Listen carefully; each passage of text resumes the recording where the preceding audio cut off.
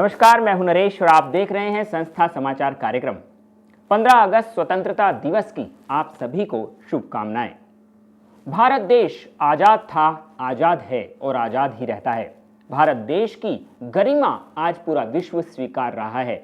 जी हां, एजुकेशन हो या पॉलिटिशियन, इंजीनियरिंग हो या टेक्नोलॉजी, साइंस हो या फिर मेडिकल, डॉक्टरी रिसर्च हो या फिर स्पोर्ट्स ही क्यों ना हो, आज भारत देश विश्व में एक बड़ा स्थान रखता है। जी हां, भारत देश के लोगों ने अपना महत्व आज पूरे विश्व को दिखाया है। भारत देश के इतिहास को, भारत देश की प्राचीनतम संस्कृति को भी पूरा विश्व अस्वीकार रहा है। रहस्य है भारत देश आज पूरे विश्व के लिए। भारत देश के अंदर इतनी शक्ति, इतना साहस, इतना उत्साह और हर क्षेत्र में काम करने की इतनी क्षमताएं कहां से आती हैं? भारत देश के लोग क्यों आज पूरे विश्व में डंका बजा रहे हैं भारत का? जी हां, भारत जो कि पूरे विश्व में महानतम इतिहास रखता है, जिसकी सराहना करते आज विदेशों का मीडिया भी नहीं थक रहा है, वो भारत देश की महानता के पीछे का राज क्या है, वो आज हम आपको अपने प्रोग्राम में बताएंगे। The Indian diaspora is killing us. Okay, they are. Not literally. Not literally, but and it maybe in a good way, but killing us in terms of competition. Okay, people are traveling from India to all different countries all throughout the world, and they are more successful than the general population. That is true in almost all of the countries that they're in. Yes. And it's certainly true here in the United States. It is. So I'm going to give you a couple examples. Put up the graphic. It's Indians versus general population in the United States. Just to give you an example of how much they're better in terms of education and employment. So the Indian diaspora in the U.S. is only 1%, except when it comes to graduate school population in the top universities in the United States, they make up 13% of the population. By the way, they're not even close to 1% of the population. They're less than 1%, and they have 13%. That's a giant number of the graduate students. In the United States, 67% of Indians have bachelor's degrees. Now compare that to 28% of the general population in the United States. Beating you with a whooping stick.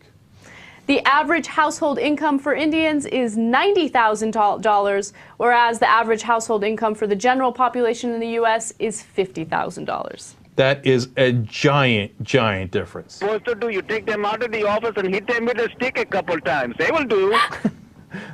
Okay. Now, look, we're giving you those numbers, one, because they're true, and it's a news story.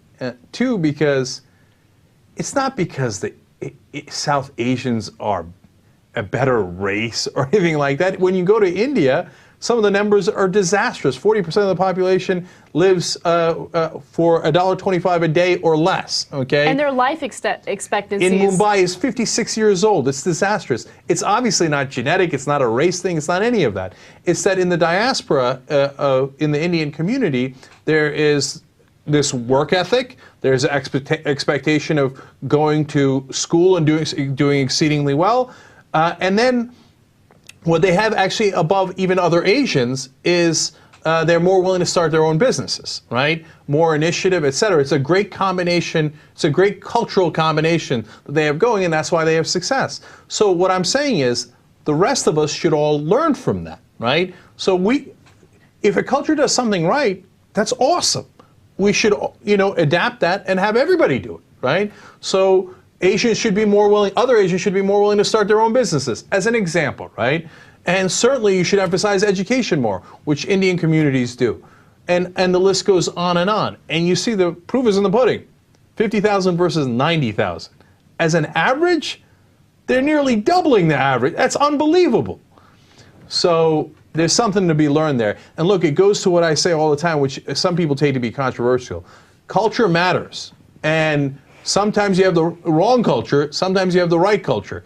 Doesn't mean overall there's no such thing as this whole ethnicity has the wrong culture. But for example, give you an extreme example, in the cultures that say you should do female circumcision. Well, that culture is wrong, right? In that specific instance, right? And when you say, hey, you know what, you should get a really good education, that culture is right. So let's learn from what we do wrong, let's learn from what we do right. And God bless, South Asians kicking ass all over the world. प्राकृतिक वातावरण से भरपूर भारत, हर प्रकार के खनिज से भरपूर भारत, दुर्लभ जड़ी बूटियों से भरपूर भारत, जी हां, साहस, हिम्मत और शौर्य की गाथाओं वाला भारत।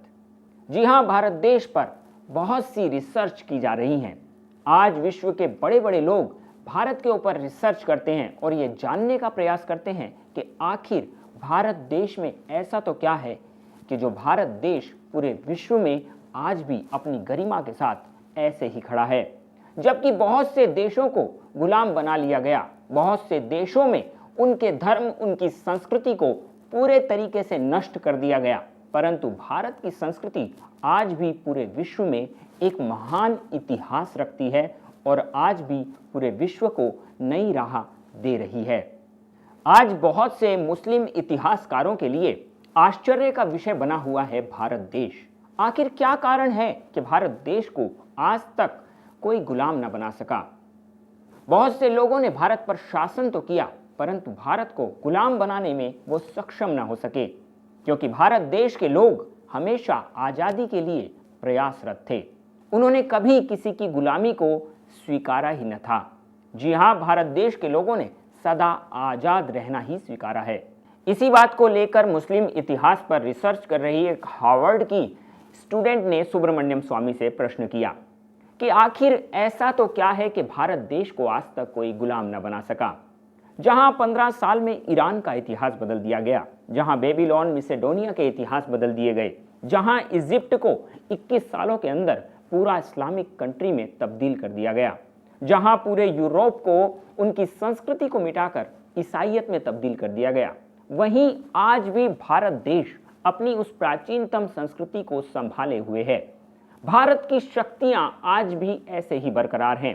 भारत के लोगों में विश्वास और दृढ़ता बनी हुई है और भारत के लोग आज भी किसी की गुलामी को स्वीकारना नहीं चाहते।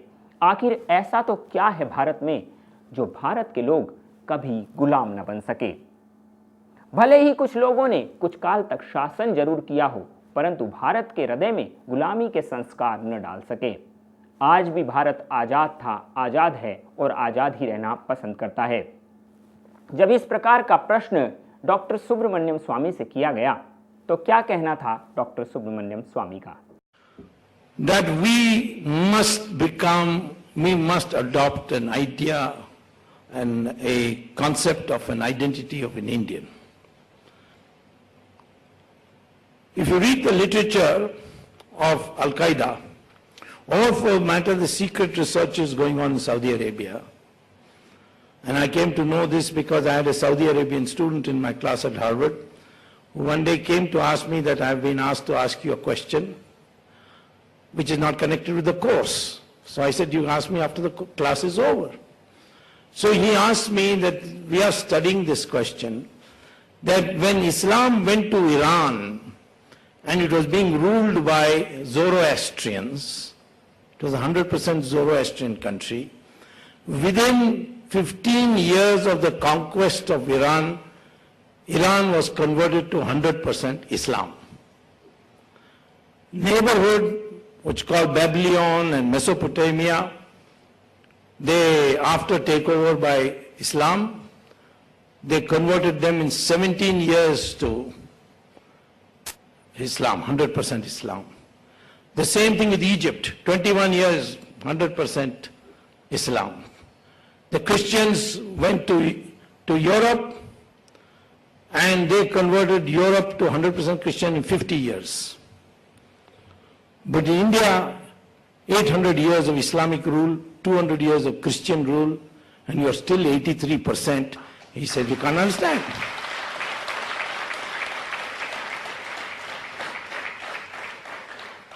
And the reason is that Indians kept, or Hindus, kept fighting. And it's not that the Muslims didn't join. In fact, Shivaji had a Muslim general there, and there were Hindus in Aurangzeb's army also. But those are exceptions. But the Hindus fought. And the most glorious empire we produced for 350 years was born in Karnataka. the Vijayanagaram Empire, founded in Hampi, Hastinapur. By the way, Mandana Mishra, after he converted to Hinduism, Adi Shankara appointed him as the first Shankaracharya of Shringeri. So Shringeri ashram began with that. And one of the successor Shringeri acharyas, they created Vijayanagaram Empire on the basis of two young Muslim boys who were reconverted to Hinduism. Hukka and Bukka or something like that. It lasted 350 years. It spread right up to Assam. It covered more territory than Mughal rule ever. And Mughal rule, really the core Mughal rule was from Akbar to Aurangzeb. It's 150 years only. But you see the history books, one chapter for each Mughal emperor. But Vijayanagaram Empire, one paragraph. In South India, there was an empire called Vijayanagaram Empire. North Indians even today do not know Vijayanagaram Empire. भारतीय संस्कृति पर research कर रहे बहुत से इतिहासकारों के द्वारा ऐसे ऐसे रहस्य सामने आते हैं जिसे देखकर शायद आज पूरा विश्व ही चौंक उठता है। जी हाँ, कहा जाता है कि आर्य भारत में बाहर से आए थे, बल्कि ऐसा नहीं था। भारत देश की संस्कृति और भारत देश का इतिहास बताता है कि भारत देश पूरे विश्व पर शासन किया करता था। पूरे विश्व के हर राज्य में भारतीय संस्कृति के प्रमाण आज भी मिलते हैं। वहीं दूसरी ओर अफगानिस्तान में महाभारत कालीन विमान मिलने की भी सूचनाएं मिलती हैं। भारत देश के इतिहास पर बहुत से लोग रिसर्च कर रहे हैं, क्योंकि आज पूरे विश्व के बहुत से स्थानों में भारत की प्रतिमाएं, भारत के इतिहास के प्रतीक चिन्ह मिलते रहते हैं। ये बात पूरा विश्व अंदर से जानता है कि भारत की शक्तियां असीम थी। जी हाँ, इसीलिए तो हिस्ट्री चैनल पर दिखाई गई एक डॉक्यूमेंट्री के अनुसार महाभारत काल में ही परमाणु हथियारों का आविष्कार हो चुका था। जब पूरा विश्व इस चीज को नहीं जानता था, जब पूरे विश्व में ना ही टेक्नोलॉजी का विकास हुआ था और ना ही शक्तियों का, वहीं भारत देश में उस समय में परमाणु हथियारों का इस्तेमाल हो रहा था। कहते हैं महाभारत काल में विशेष रूप से ऐसे हथियारों का इस्तेमाल किया गया था। इसके पुख्ता सबूत आज रिसर्च कर रहे वैज्ञानिकों को मिलते हैं। जहां नासा के लोग आज रिसर्च करते करते संस्कृत भाषा को विश्व की सबसे प्राचीन भाषा मानते हैं और संस्कृत को एक ऐसी भाषा मानते हैं जिसका कोई तोड़ नहीं है। संस्कृत को जहां कंप्यूटर की भाषा बनाने की तैयारी चल रही है, जहां आज विदेशों के स्कूलों में संस्कृत पढ़ाना कंपलसरी कर दिया गया है, जहां सब्जेक्ट बनाकर भगवत गीता और रामायण जैसे ग्रंथों को विदेशों में पढ़ाया जा रहा है, वहीं आज हम अपनी गरिमा, अपनी महिमा से कहीं ना कहीं दूर हो रहे हैं। यही कारण है कि आज का युवा अपनी गरिमा को और अपनी महिमा को भूलने की तरफ जा रहा है। वो नहीं जानता कि कितना महत्वपूर्ण और कितना शक्तिशाली इतिहास है भारत का। तभी तो भारत देश की महिमा को गाते विदेशों का मीडिया भी नहीं थकता है। आज पूरा विश्व इस बात को मानता है कि भारतीय लोग विश्व में जहां भी हैं, वहां पर अपने संस्कारों और अपने व्यवहार के कारण, अपनी ईमानदारी और अपने भारतीय संस्कारों के कारण पूरे विश्व में एक महत्वपूर्ण स्थान बना ही लेते हैं। जी हाँ, बड़े बड़े डॉक्टर्स हों, इंजीनियर्स हों या फिर सॉफ्टवेयर इंजीनियर्स हों, टेक्नोलॉजी हो या स्पोर्ट्स हो, भारत देश आज एक महत्वपूर्ण स्थान तो रखता ही है, परंतु भारतीय संस्कृति के संस्कार भी पूरे विश्व में एक अलग ही पहचान भारत को दिलाते हैं। यही कारण है कि भारत की ईमानदारी और भारत की सच्चाई पर पूरा विश्व मंत्रमुग्ध है। भारत देश के लोग चाहे विश्व में कहीं भी रहते हों, ये रिकॉर्ड है कि भारत देश के लोग शांति प्रिय रहे हैं और हमेशा भाईचारे की भावना और एक दूसरे के प्रति सहानुभूति का भाव भारत देश में देखने को मिलता है।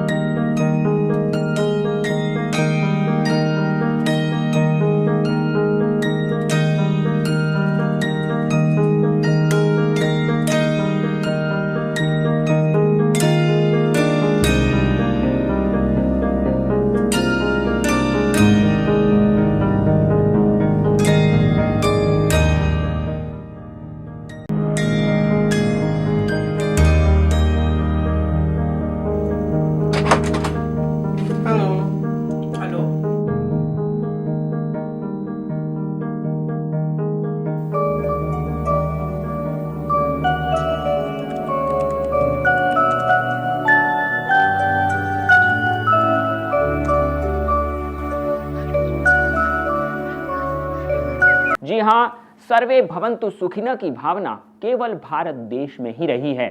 भारत देश के लोग सहिष्णु हैं, परंतु कायर कभी नहीं हुए। यही कारण है कि भारत देश ने भले ही कितने अत्याचार सहे, परंतु कभी हार नहीं मानी, और जहां जहां इतिहास उठाकर देखा जाए तो जहां जहां भी भारत देश को युद्ध की आवश्यकता पड़ी, वहां वहां पर शौर्य और साहस का भी परिचय दिया भारत देश ने। आज पूरे विश्व में कहीं भी कोई रिसर्च क्यों ना की जा रही हो, चाहे बड़े बड़े आविष्कार ही क्यों न हो रहे हों, उन आविष्कारों के पीछे भारत देश के इतिहास से जुड़े बहुत से रहस्य भी जुड़े होते हैं।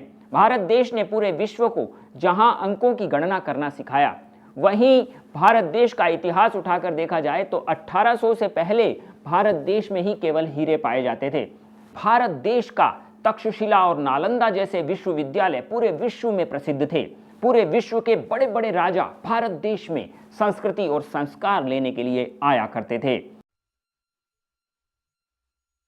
जब जीरो दिया मेरे भारत ने, भारत ने मेरे भारत ने, दुनिया को तब गिनती आई। तारों की भाषा भारत ने दुनिया को पहले सिखलाई। देता न दशमलव भारत तो यूं चांद जाना मुश्किल था। धरती और चांद की दूरी का अंदाजा लगाना मुश्किल था। सभ्यता जहां पहले आई, सभ्यता जहां पहले आई, पहले जन्मी है जहां पे कला।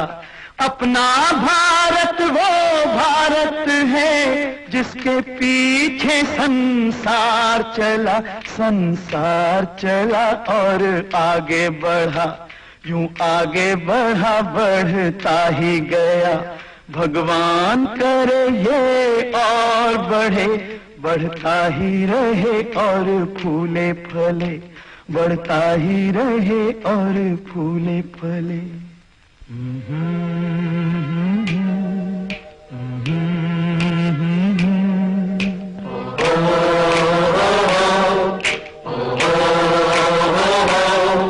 है प्रीत जहां की रीत सदा,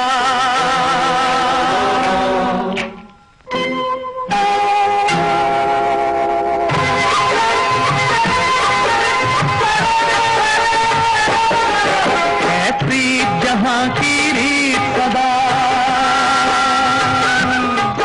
है प्रीत जहां की रीत सदा। मैं गीत वहां के गाता हूँ, भारत का रहने वाला हूँ, भारत की बात सुनाता हूँ। है प्रीत जहां की रीत सदा।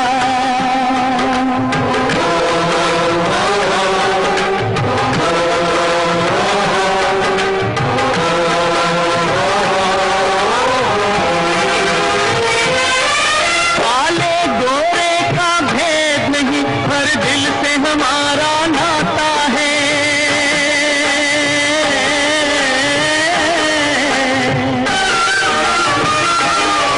कुछ और न आता हो हमको, हमें प्यार निभाना आता है।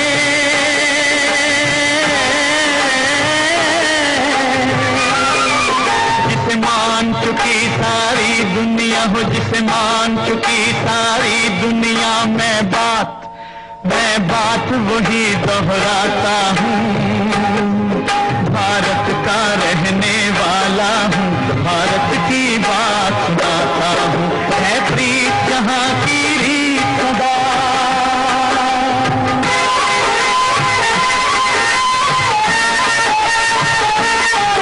जीते हो किसी ने देश तो क्या, हमने तो दिलों को जीता है।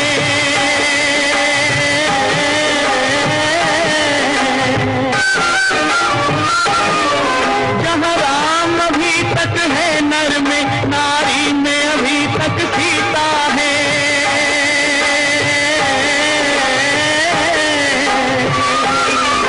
इतने पावन हैं लोग जहाँ, इतने पावन हैं लोग जहाँ, मैं नित मैं नित नित शीश झुकाता हूँ। भारत का रहने वाला हूँ, भारत की बात सुनाता हूँ।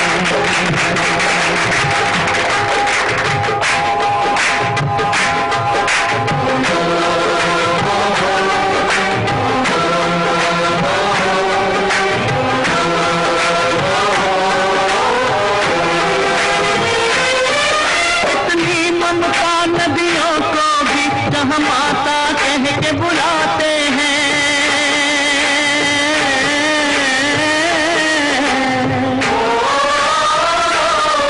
कितना आदर इंसान तो क्या पत्थर भी पूजे जाते हैं।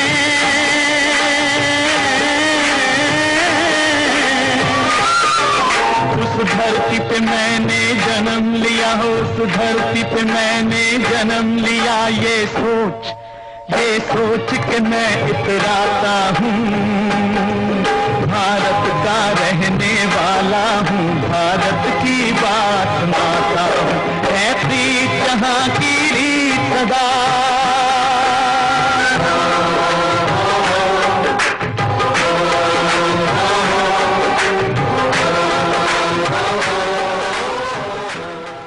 भारत देश का इतिहास बड़ा ही गजब का इतिहास रहा है, परंतु हम लोग आज कहीं ना कहीं अपने इतिहास से दूर हो गए हैं।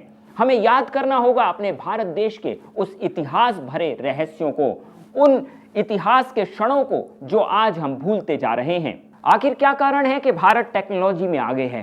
क्या कारण है कि भारत के लोग आज पूरे विश्व में महत्वपूर्ण स्थान रखते हैं? क्या कारण है कि विश्व के बड़े बड़े टेक्नोलॉजी क्षेत्रों में भारत देश आगे है? विश्व के बड़े बड़े रिसर्च सेंटरों में भारत के लोग हैं। भारत की महिमा आज पूरा विश्व स्वीकार रहा है। क्या कारण है कि भारत के लोगों के अंदर इतनी शक्ति, इतना साहस, इतनी बुद्धिमत्ता है?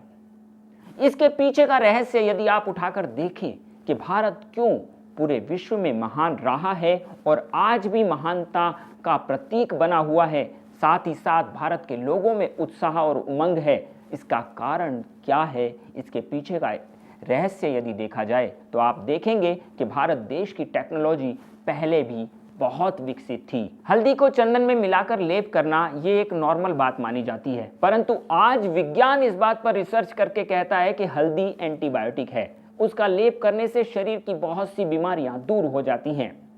नीम के पत्ते और तुलसी के पत्तों का सेवन भारत में प्राचीन काल से किया जाता है। नीम का दातुन करना बड़े बुजुर्गों के बारे में देखा जाता है, परंतु इसको हम साधारण बातें समझते हैं। आज का विज्ञान इन बातों पर रिसर्च करके बताता है कि इन जड़ी बूटियों से बहुत सी बीमारियों का इलाज सहज में हो जाता है। इन सारी चीजों पर आज पूरा विश्व ही भारत पर रिसर्च कर रहा है। जी हाँ, भारत के प्राचीनतम इतिहास के साथ साथ भारतीय संस्कृति के किए जाने वाले नॉर्मल पूजा पाठ में भी रिसर्च करने पर उन्हें बहुत से ऐसे तथ्य मिले हैं जिससे कि वैज्ञानिक तथ्य जुड़ते हैं। जैसे कि शंख बजाने से बहुत से हानिकारक जीवाणु नष्ट हो जाते हैं। घंटे की ध्वनि से भी बहुत से हानिकारक जीवाणु अपने शरीर के मर जाते हैं, जिससे कि हमारे शरीर में नई कोशिकाएं बनती हैं।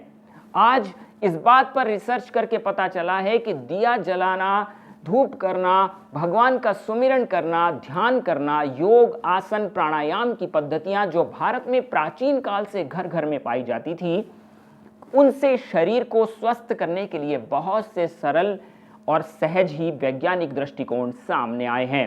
आज जहां ब्रिटेन में ओमकार थेरेपी पे रिसर्च करके केवल ओमकार का जप करवाकर लोगों को ठीक किया जा रहा है, जहां दिवाली का महत्व समझते हुए अमेरिका की संसद में भी दिवाली मनाई जा रही है, जहां आज गायत्री मंत्र और वैदिक मंत्रों का पाठ पूरे विश्व में बड़े बड़े लोग कर रहे हैं। भारतीय मंत्रों और भारतीय शक्ति को जहां पूरा विश्व पहचान रहा है, योग, आसन, प्राणायाम की पद्धतियों को पूरा विश्व स्वीकार रहा है, इसके पीछे का रहस्य क्या है?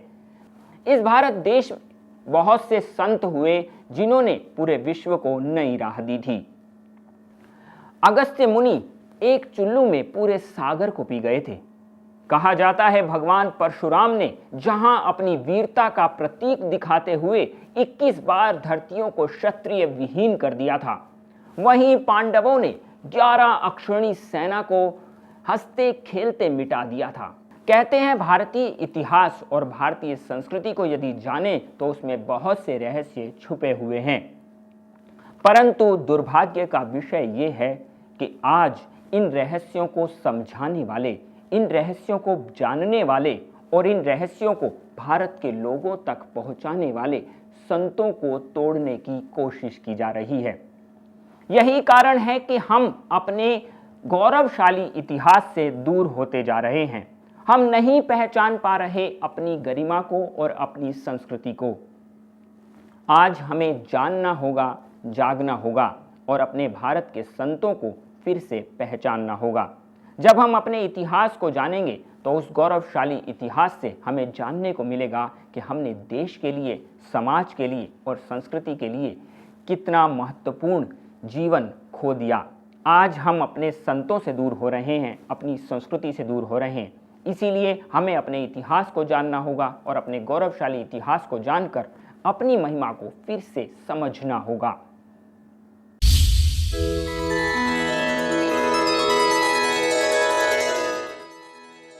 पंद्रह अगस्त को सारा देश आजादी दिवस के रूप में मनाता है, लेकिन बापू उन सब वीरों को श्रद्धांजलि देते हैं जिनकी बदौलत ये देश आजाद हुआ। सचमुच देश के संत ही देश की संस्कृति का प्रतिरूप होते हैं। देखिए ना, लाखों देशवासियों को कितनी सहजता से देश के वीर पुत्रों की गाथाएं सुना रहे हैं। 15 अगस्त याद दिलाती है कि आजादी दिलाने वालों ने कितनी कितनी कुर्बानियां दी। चंद्रशेखर आजाद को कौन नहीं जानता, खुदीराम को कौन नहीं जानता, और भी कई महानुभाव हो गए। अब उस आजादी को बचाए रखना, और आजादी इसीलिए थी राजनीतिक आजादी, ताकि हम मुक्ति का लाभ ले लें। मुक्ति देव आया, ये हमारी संस्कृति में मोक्ष की व्यवस्था है। विवेकानंद जब भारत आए तो अंग्रेज पत्रकार ने व्यंग में पूछा कि आप तो विदेशों में इतना अमेरिका और बड़े बड़े देशों में घूम के आए, तो अब आपको इंडिया कैसा लगता है? उसने सोचा कि विवेकानंद के चेहरे पर शिकने आएगी कि हाय मजबूरी है, लेकिन इस माई के लाल ने, गुरु के शिष्य ने और भारत के सपूत धर्म धुरंधर ने अपना हृदय छलका दिया। बोले पहले तो मैं मातृभूमि के नाम से भारत का आदर करता था, लेकिन अब विदेशों के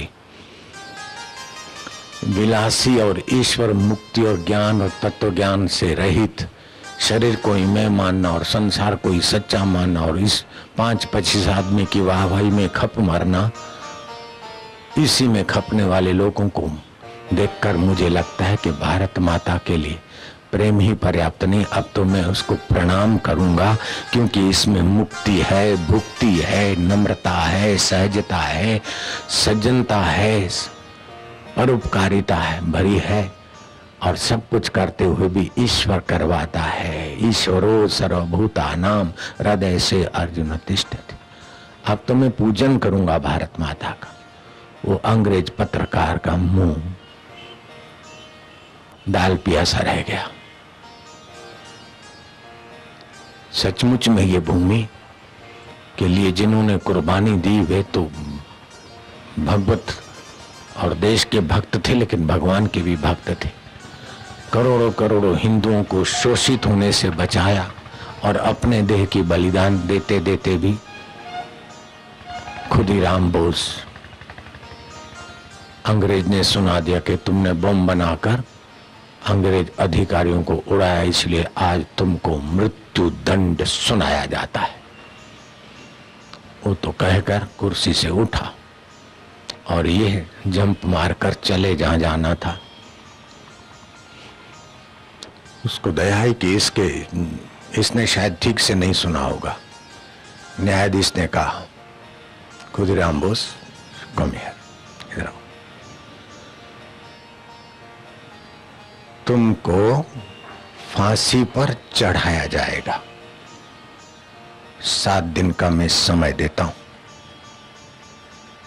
खिलखिला के हंसा। ये भारत का सपूत खिलखिला के हंसा कि बस इतनी सी सजा, इससे क्या होता है। फांसी की सजा, ये तो वस्त्र बदलने की बात हुई। ऐसे तो कई शरीर मैंने पैदा किए मिले और कई छोड़े। ये तो आप तो खाली कपड़ा बदलने की ही सजा दिए।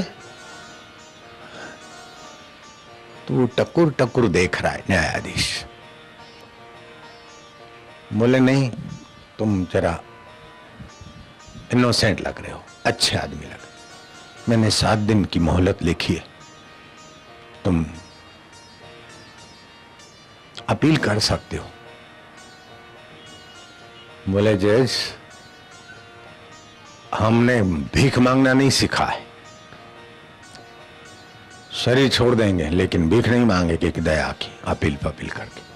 हाँ, अगर तुम कोई सहयोग करते हो तो मुझे 5 मिनट थोड़ा ऐसा मौका दो कि अपने साथियों को बुलाकर बम बनाने की कला सिखा दूं, ताकि अंग्रेजों की सफाई और मेरा देश जल्दी आजाद हो जाए।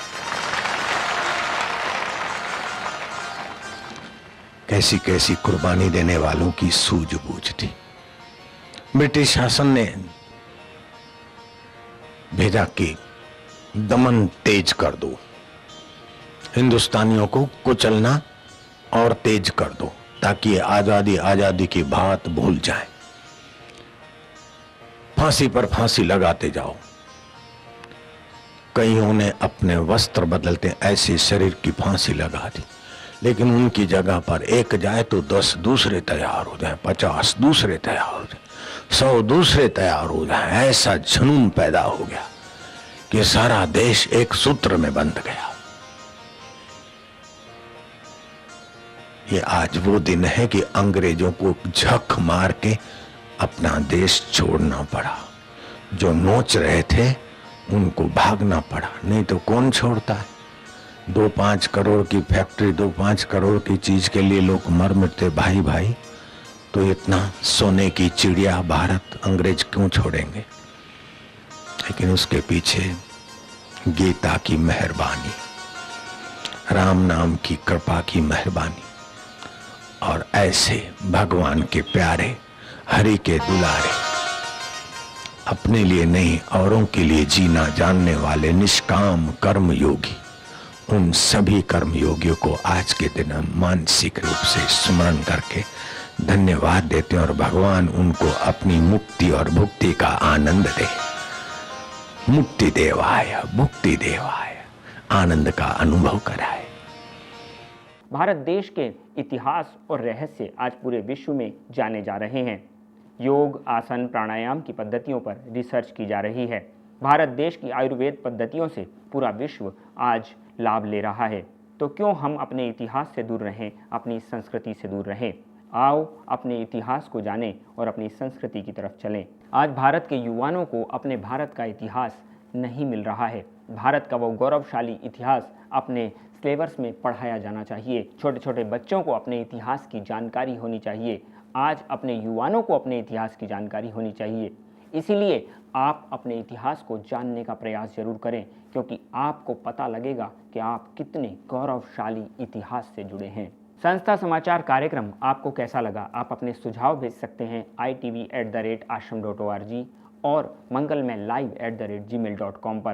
कल फिर मिलेंगे हम अपने उन्हीं सच्चाइयों के साथ जो आप तक नहीं पहुंच पा रही हैं। तब तक के लिए आपसे इजाज़त चाहेंगे। नमस्कार।